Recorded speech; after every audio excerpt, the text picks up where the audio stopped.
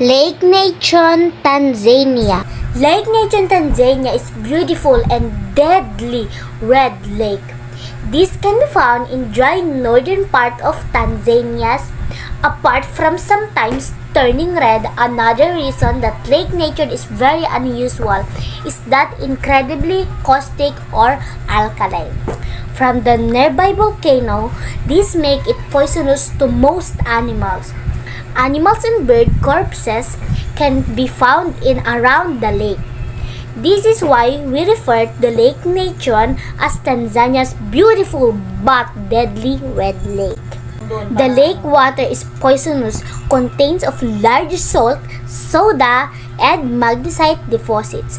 The water of Nation sometimes turns red or red-orange because of the algae that thrives in its hypersaline environment.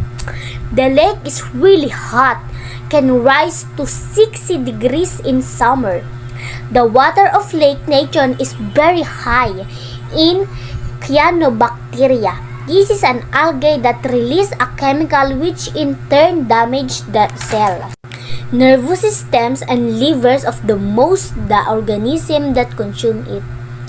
The animals, birds, and bats that die in the water are classified and turned into mummified version of themselves. Snake Island. Off the coast of Brazil, there is a beautiful island with tropical weather, rainforest, and great coastline. It's too bad no one can ever go there.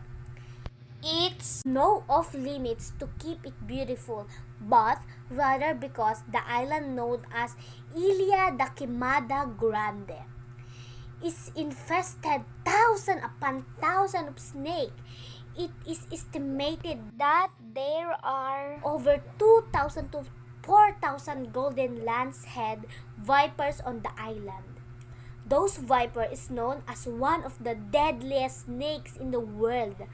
The venom of the snake can be total in an hour, and if you were to get bitten, that doesn't leave a lot of time to get to safety if you were in the island being 90 kilometers off the coast of Brazil. Another legend that is passed around Brazil about how the snakes got there has to do with the pirates.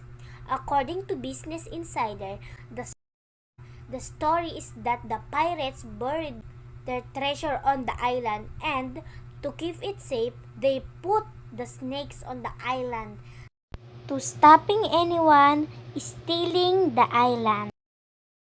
Madidi National Park is a national park on Upper Amazon River basin in Bolivia.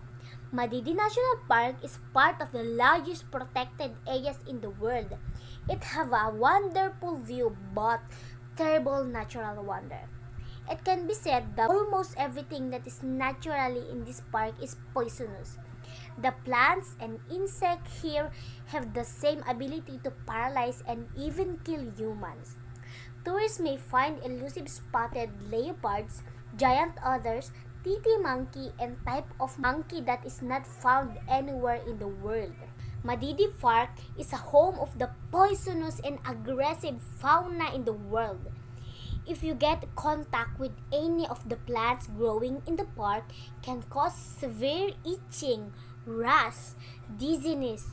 Any cut or even a small wound will become infected with tropical parasites. Valley of Death, Russia.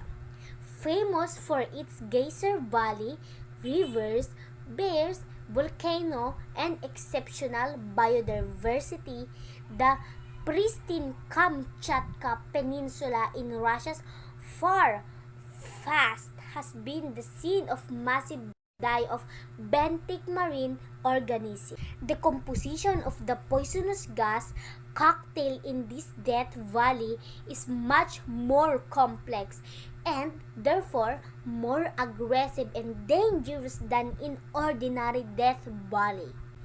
In mid-September, the seawater changed its color and took an unpleasant smell. people reported health effects.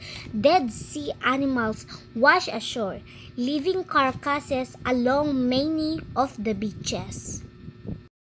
The composition of the poisonous gas cocktail in this Death Valley is much more complex and therefore more aggressive and dangerous than in ordinary Death Valley.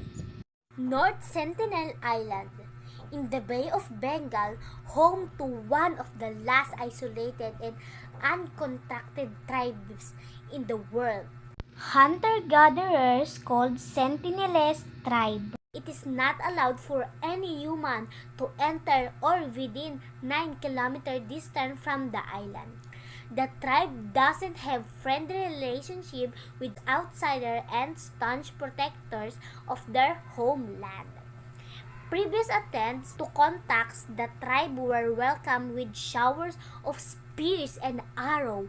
Some might even call them the most aggressive uncontacted tribe in the world. The Sentinels are 15 to 400 in number. They are short people with 165 centimeter tall, with dark shiny skin and teeth, with strong muscle as they are hunter-gatherers. They use spears, arrows, and bows to kill and hunt animals. The most bizarre part is that they might not know how to use fire and depend on lighting to create natural fires.